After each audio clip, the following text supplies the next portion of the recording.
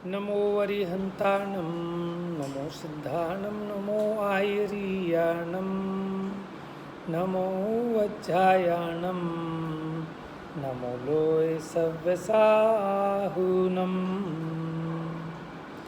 मङ्गलं भगवान् वीरो मङ्गलं गौतमो गणी मङ्गलं कुन्दकुन्दाद्यो जैनधर्मोऽस्तु मङ्गलम् सर्वमङ्गल्यमाङ्गल्यं सर्वकल्याणकारकं प्रधानं सर्वधर्माणां जैनं जयतु शासनम् नमः श्रीवर्धमानाय निर्धूतकलिलात्मने सालोकानां त्रिलोकानां यद्विद्यादर्पणायते। सबसे पहले मेरे पास एक बच्चे का प्राइज़ पेंडिंग है। किसका प्राइज़ पेंडिंग था? एक बच्चे का प्राइज़ था। स्वस्ति, क्या बताया था आपने? किस चीज़ के लिए प्राइज़ था ये? क्या बताया था उसका अर्थ? हाँ, प्रतिमाओं के चैप्टर में था ना। सबसे अच्छा उत्तर दिया था आपने, है ना। आ जाइए, खड़े हो जाइए सभी बच्चे, जोरदार करतल ध्वनि से इनका स्वागत करेंगे। Very good.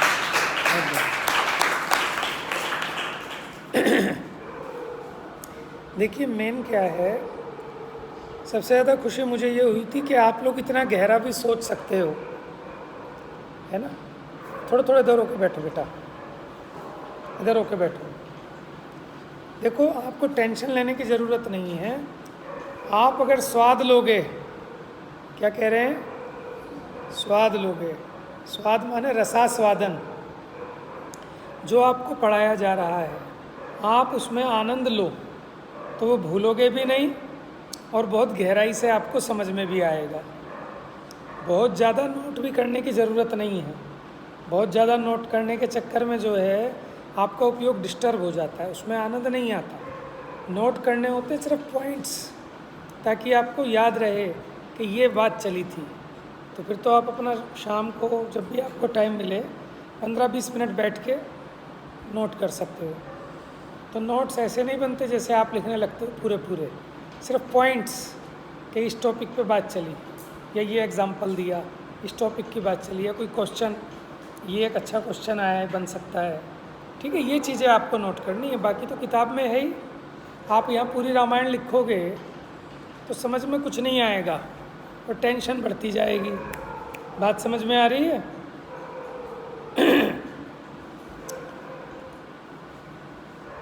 अच्छा, अभी कोई एब्सेंट है अपनी क्लास में? अक्षिता, वंशिका और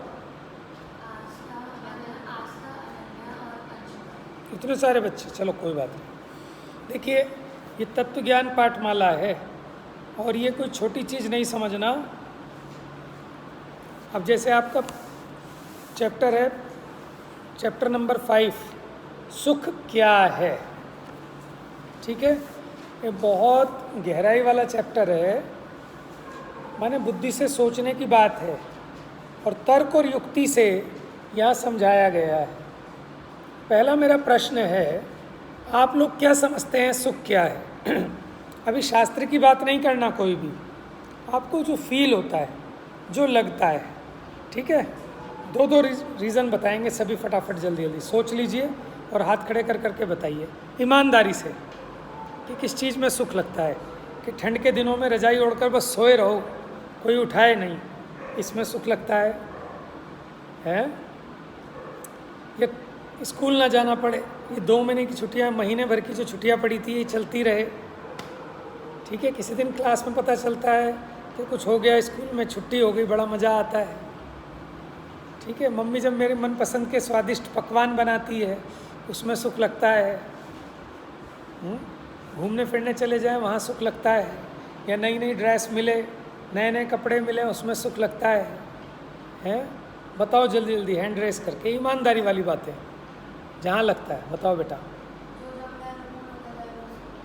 ये तो शास्त्रीय भाषा हो गई, ठीक है। अभी आप भूल जाओ थोड़ी देर के लिए शास्त्रीय भाषा, अपने अंदर से जो हैं हम, हमें क्या लगता है बताओ।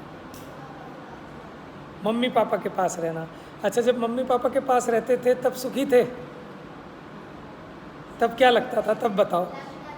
हाँ कोई बात नहीं, लगने की बात है, असली चीज़ लगने की है। ज्ञानम, सीधे बैठो बेटा, इधर उधर हो जाओ, बहुत जगह है। देखो अभी बच्ची तान्या ने बताया कि मम्मी पापा के पास रहने में सुख लगता है, ठीक है। अभी लग रहा है ना क्योंकि अभी हम उनसे दूर हैं, लेकिन जब हम उनके पास रहते थे तब क्या हमें सुखी थे? तब क्या, किस में सुख लगता था तब? हाँ, तब क्या लगता था कि स्कूल की छुट्टी हो जाए। अच्छा चलो किसी दिन स्कूल की छुट्टी भी हो गई तो क्या उस दिन सुखी हो जाते थे? या उस दिन क्या लगता था? उस दिन लगता था घूमने चले जाएं, छुट्टी भी हो गई, मम्मी पापा कहीं लेने नहीं गए तो और दुखी हो गए, छुट्टी भी वेस्ट हो गई। और मान लो घुमाने भी ले गए तब आपको लगता था कि हाँ अब मैं पूरी तरह संतुष्ट और सेटिस्फाइड हो गया। हाँ कि ये वाली नहीं दिलाई, कोई चीज़ दिखाई दी कि ये वाली चीज़ दिलवा दें या ये वाला झूला झुलवा दें, और नहीं झुलवाया सब मामला ख़राब, और झुलवा भी दिया तो एक बार और हो जाए, शायद ये दिन ही ख़त्म ना हो, है ना। कैसी कैसी इच्छाएं। बहुत बढ़िया। और बताओ, और किसी को नहीं लगता? बताओ बेटा। एग्ज़ाम में अच्छे मार्क्स आए, ये तो अच्छी बात होगी, लेकिन ईमानदारी से बताओ इससे भी ज़्यादा अच्छी सुख की चीज़ क्या लगती है? ये तो एक लॉन्ग गोल हो गया, एक छोटे छोटे गोल होते हैं हमारे, जो चाहिए वो बिना मांगे मिल जाए। इन्होंने तो सब कुछ मांग लिया है कहकर, अभी तो छोटी छोटी चीज़ बताओ, क्योंकि ये तो वाली बात हो गई। एक बुढ़िया को वरदान देने के लिए देवता प्रकट हुए। बुढ़िया ने क्या मांगा? बुढ़िया अंधी थी, गरीब थी, और उसके पोता भी नहीं हो रहा था कई सालों से। तो उसने कहा मैं अपने घर में सोने की बावड़ी में अपने पोते को नहाते हुए देखूं। तो उसने तो एक चीज़ में तीनों चीज़ मांग ली। अपने घर में सोने की बावड़ी में अपने पोते को नहाते हुए देखूं, आंखें भी आ गई, पोता भी आ गया, खजाना भी आ गया, है ना। और बताओ बेटा इधर से।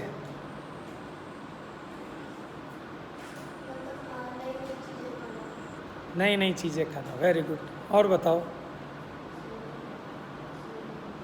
सोने में, ईमानदारी की बात आ रही है ना, सच्ची बात है। ज्ञानम बता भाई, सीधा बैठ के।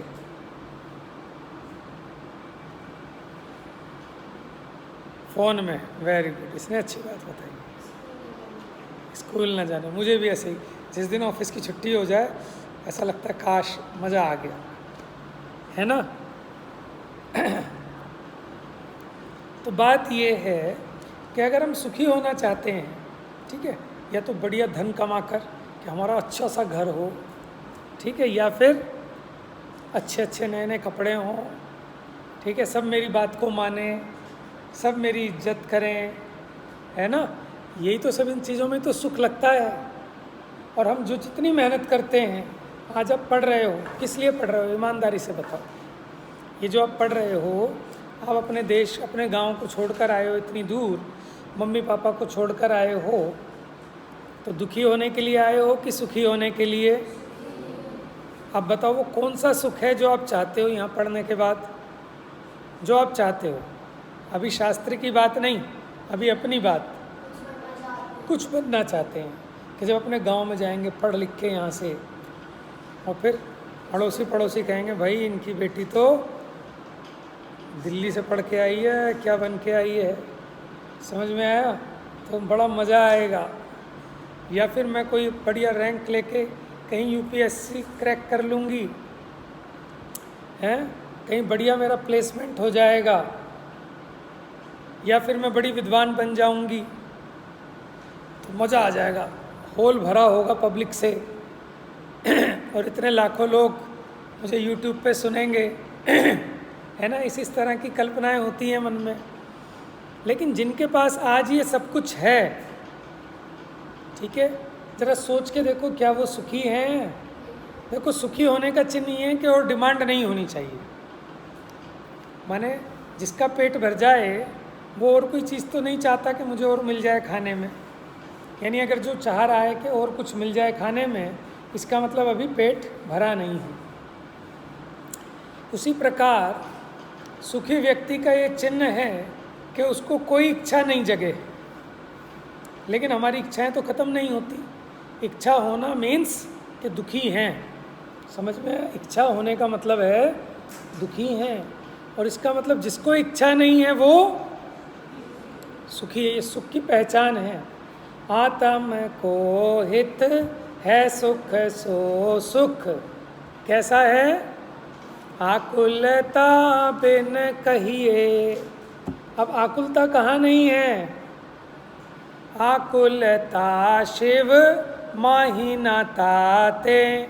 अब शिव वहाँ है कि यहाँ है?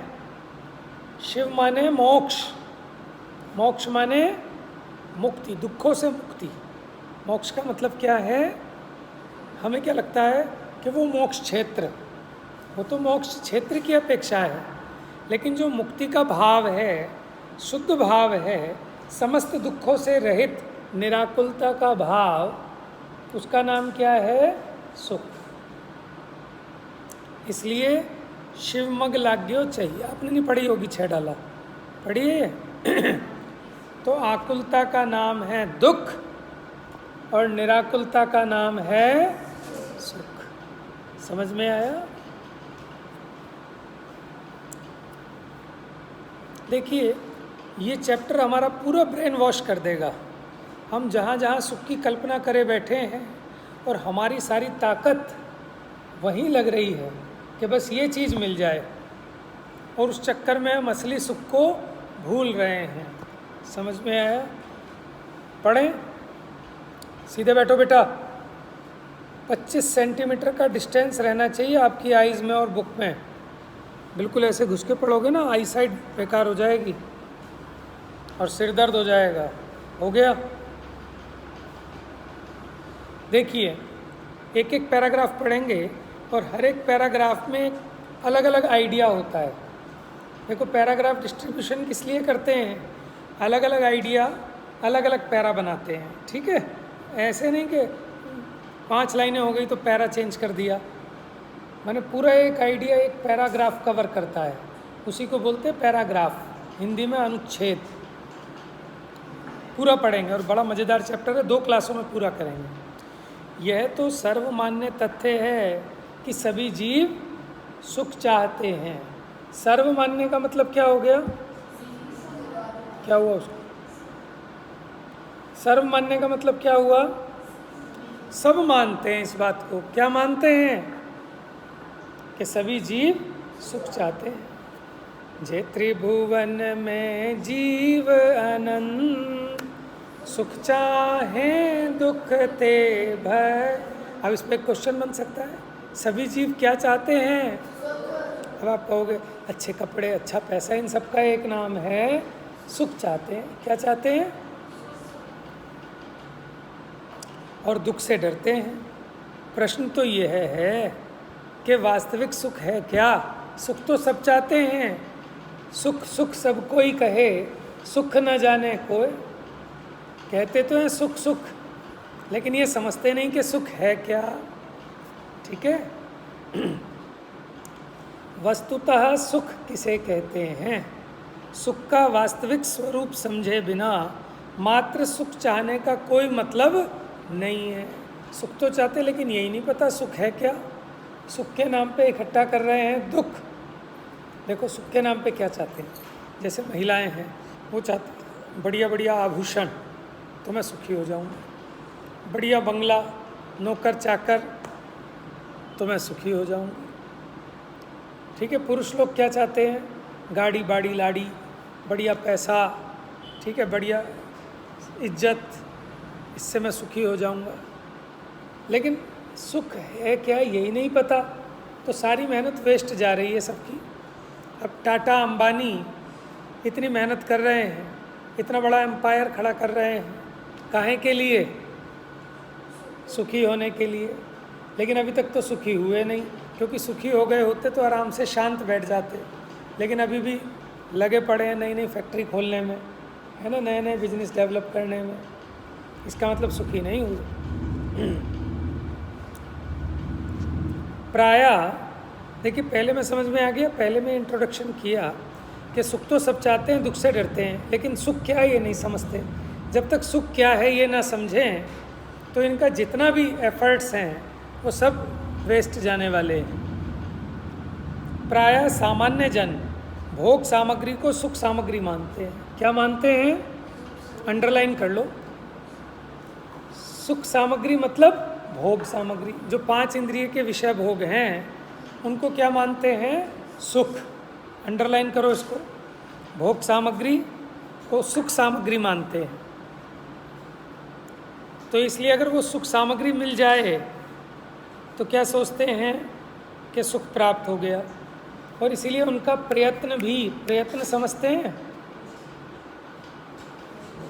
कोशिश, उनके सारे एफर्ट्स, उनके सारी की सारी मेहनत किस चीज़ के लिए होती है?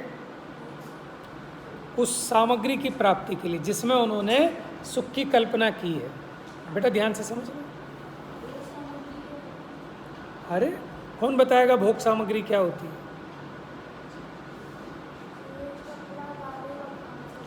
भोग है 5 इंद्रियों के होते हैं भोग। भोग क्या होते हैं? 5 इंद्रियों और मन के विषय को भोग कहते हैं। समझ में आया? और दूसरा अर्थ, भोग जो एक बार भोगने पर समाप्त हो जाए, जैसे खाना आपने खाया तो वो भोग सामग्री है। और जो एक से अधिक बार भोगे जाएं, जैसे कपड़ा, ये आप रोज़ पहनते हो, रोज़ भोग रहे हो इस कपड़े को, तो ये उपभोग है। जो बार बार भोगने पर भी समाप्त ना हो, उपभोग, और जो एक बार भोगने पर समाप्त हो जाए वो भोग। लेकिन सामान्य से सबको हम भोग भी कह देते हैं। अरे जो खाया वो तो ख़त्म हो गया ना, लेकिन ये जो आपके कपड़े हैं तो आप रोज़ पहन रहे हो, ख़त्म नहीं हुए। समझ में आया? जैसे आभूषण, ये भोग हैं कि उपभोग हैं? उपभोग, बार बार भोगने में आते हैं। समझ में आया? आपने जो चश्मा पहना है ये भोग है कि उपभोग है? उपभोग है ना, क्योंकि रोज़ यूज़ होता है वही। लेकिन आपके लिए यहाँ जो डोसा बना और आपने खाया, ख़त्म, तो वो क्या है? बात समझ में आ गई? जैसे न आचार्य स्पर्शन और रसना इंद्रिय के विषय को कहते हैं काम, और शेष इंद्रिय और मन के विषय को कहते हैं भोग। वहाँ उन्होंने परिभाषा की समय सार की टीका में कि ये सब जीवों ने काम भोग बंधन की कथा तो खूब सुनी है, लेकिन एक अपने शुद्ध आत्मा की कथा आज तक नहीं सुनी। तो वहाँ उन्होंने काम का अर्थ किया स्पर्शन, और रसना इंद्रिय का विषय है काम। लिख लो, ये छोटे छोटे क्वेश्चन ऑब्जेक्टिव क्वेश्चन में आ जाते हैं ना। स्पर्शन और रसना इंद्रिय के विषय को काम कहा, काम, और शेष इंद्रिय और मन के विषय को भोग कहा। जैसे न आचार्य समय सार तात्पर्य वृत्ति टीका में इनके विषय को काम कहा।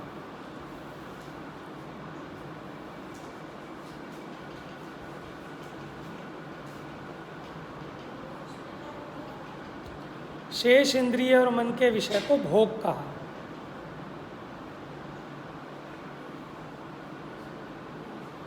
बेटा क्या गर्दन ज़्यादा भारी है, उठती नहीं है?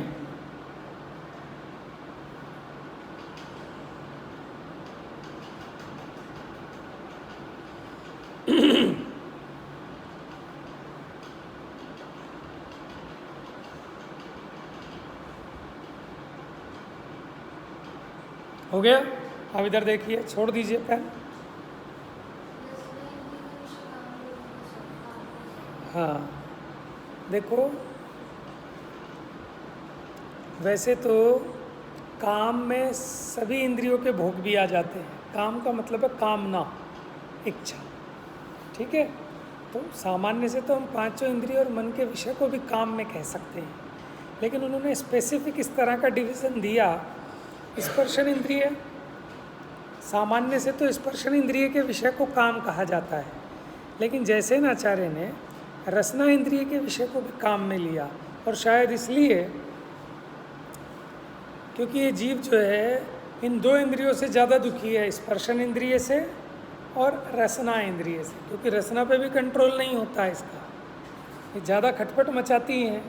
एक बार को चक्षु इंद्रिय, कर्ण इंद्रिय तो थोड़ी देर के लिए कि अच्छा रूप देखना है, अच्छे कुछ म्यूज़िक सुनना है, ठीक है, लेकिन खाने की सबसे ज़्यादा लोलुपता है सभी जीवों को, इसीलिए उन्होंने उसको काम में डाल लिया होगा। दो ही तो काम करते हैं लोग दुनिया के, सारी दुनिया खाने के पीछे। घरों में भी देख लो, सुबह से शाम तक सारा काम खाने के पीछे ही फैला हुआ है। सुबह क्या खाना है, शाम को क्या खाना है, फिर दिन में क्या खाना है, अब क्या खाना है, तब क्या खाना है, और है क्या खाने के सिवाय है। और वो भी खाना तो पेट की खुराक है, लेकिन इसे पेट की खुराक से भी ज़्यादा ये रसना इंद्रिय का चटपटा कुछ। अब खाना भी खा लिया, फिर कहते हैं कुछ है क्या खाने को, तो कुछ क्या मतलब, कुछ चटपटा, कुछ मीठा, कुछ ऐसा वैसा, है ना। चलिए आगे बढ़ते हैं। तो यानी सुख कैसे प्राप्त किया जाए का अर्थ है कि भोग सामग्री कैसे प्राप्त की जाए, तो उनके हृदय में सुख क्या है, ये क्वेश्चन ही नहीं राइज होता कि सुख है क्या, इसका प्रश्न ही नहीं उठता। उनके हृदय में सुख क्या है, इस प्रकार का प्रश्न ही नहीं उठता है, क्योंकि उनका अंतर्मन यही माने बैठा है ऑलरेडी।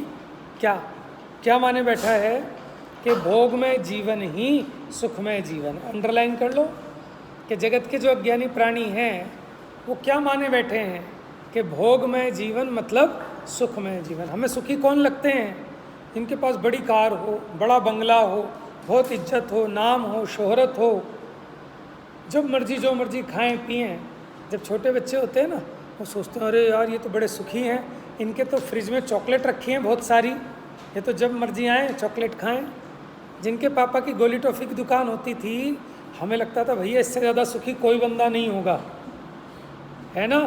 हमारा कोई फ्रेंड और उनकी क्या दुकान, परचून की, किराने की, और उसकी दुकान पे टॉफ़ियाँ, बिस्किट, चॉकलेट ये सब बेचते हैं। हमने कहा भैया इससे ज़्यादा सुखी कोई नहीं है, इनके तो मज़े हैं, जब मर्जी जो मर्जी टॉफ़ी खाओ, जो मर्जी चॉकलेट खा लो, जो मर्जी बिस्किट खा लो, है ना, लगता है ना। तो ऐसे जगत के जीव सुख की कल्पना करे बैठे हैं, ऐसे ही छोटे बच्चे भी, सबके अपने अपने विषय बदलते जाते हैं।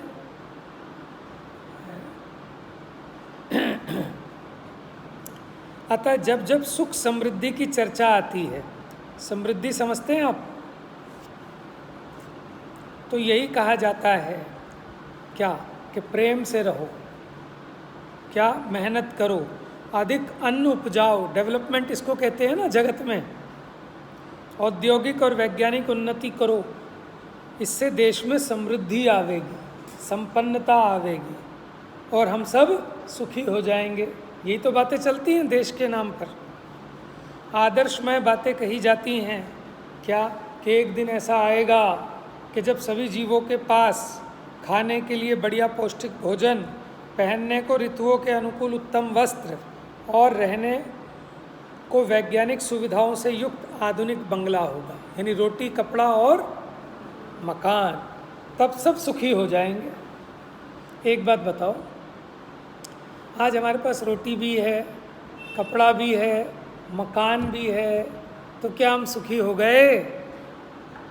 जो संसार विषय सुख होता, तीर्थंकर क्यों त्यागे, काहे को शिव साधन करते, संयम सो अनुरागे। अगर इन भोग सामग्रियों में सुख होता तो तीर्थंकर से बढ़िया भोग सामग्री किसी के पास नहीं होती। उनके वस्त्र भी स्वर्गलोक से आते हैं, तीर्थंकर का भोजन भी स्वर्गलोक से आता है। वहाँ कुछ मान स्तंभ हैं स्वर्गों में, वहाँ उन पिटारों में उनके वस्त्र रहते हैं, उन पिटारों में से मानस्तंभ खंबे की तरह होते हैं, उन पे पिटारे लटके होते हैं जिसमें तीर्थंकर के पहनने के वस्त्र, तो वहाँ से सप्लाई आती है उनकी इम्पोर्टेड। समझ में, जैसे नेहरू जी के कपड़े इम्पोर्टेड होते थे और धुलने भी इंग्लैंड जाते थे कपड़े। समझ में, ये पुण्य का करामात है कि तीर्थंकरों का भोजन भी और उनके साथ खेलने के लिए जो दोस्त होते हैं ना, वो भी वहाँ से आते हैं, स्वर्ग से। जो स्वर्ग के देव होते हैं ना, वो बच्चे बन के उनका मन बहलाने के लिए उनके साथ खेलते हैं। अच्छा, जब ये सब चीज़ें हैं, फिर भी तीर्थंकर क्यों छोड़ के गए ये सब चीज़ें? सारी बढ़िया से बढ़िया भोग सामग्री, सब आज्ञाकारी, ठीक है, उनके पुत्र भी आज्ञाकारी, पत्नियां भी उनकी मनोहारिणी आज्ञाकारिणी, उसके बावजूद भी क्यों छोड़ के गए वो सब कुछ? उन्हें इसमें सुख नहीं दिखा। समझ में आया? लेकिन हम ऐसे अंधे हैं, जिनको तुम त्यागे तुच्छ जान, हम उन्हें मानते हैं महान। कि भगवान ने जिसको तुच्छ जानकर छोड़ दिया, हम उन्हीं भोगों को महान मानते हैं।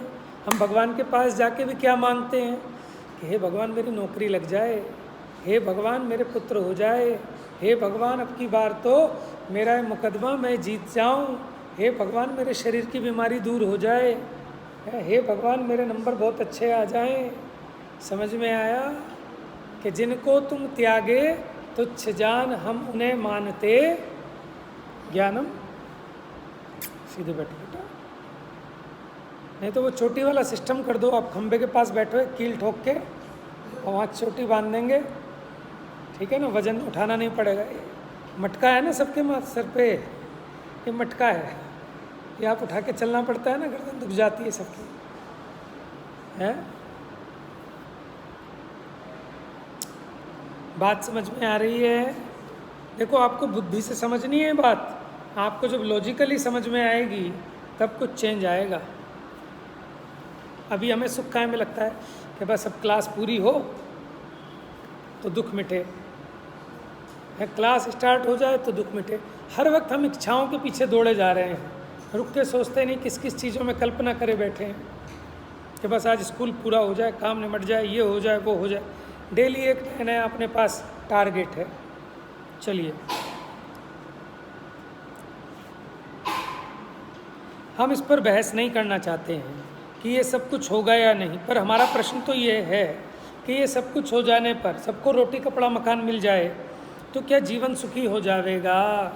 यदि हाँ, तो जिनके पास ये सब कुछ है वहाँ तो सभी सुखी और शांत होंगे, पर देखा ये जा रहा है कि सभी आकुल व्याकुल और अशांत हैं। आप कोई सोच सकता है कि जो बंदे फ्रांस में रह रहे हैं, इंग्लैंड में रह रहे हैं, वो दुखी होंगे? बढ़िया कमाई है, डॉलरों में कमाते हैं, बढ़िया खाने पीने रहने को है, लेकिन वहाँ बहुत दुखी हैं, भयाकुल और चिंतातुर हैं। सभी जीवों को चिंता सता रही है, चाहे कोई कितना ही अरबपति खरबपति हो, सभी भय से भयभीत हैं, 7 भयों से भयभीत हैं सभी अज्ञानी। तो जिसको अभी भय है, चिंता है, क्या वो सुखी हो सकता है? पैसा नहीं है, दाम बिना निर्धन दुखी, तृष्णावश धनवान, कहूँ न सुख संसार में, सब जग देखियो छा।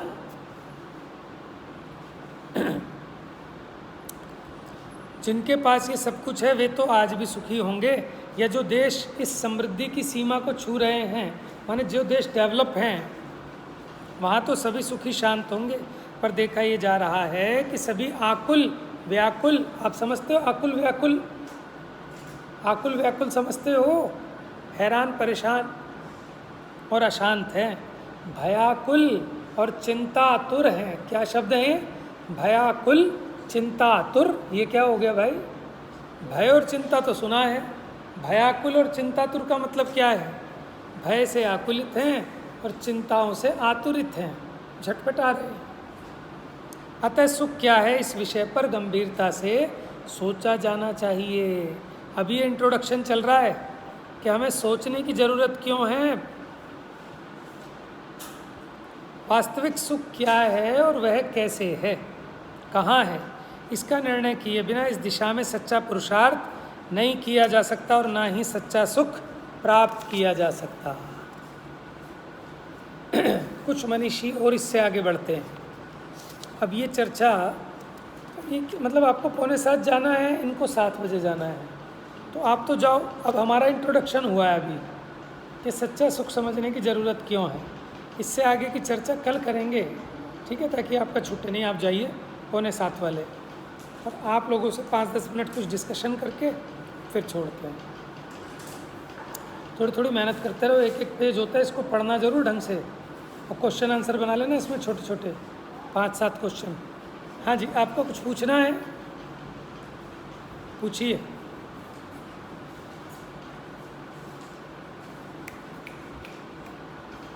हाँ,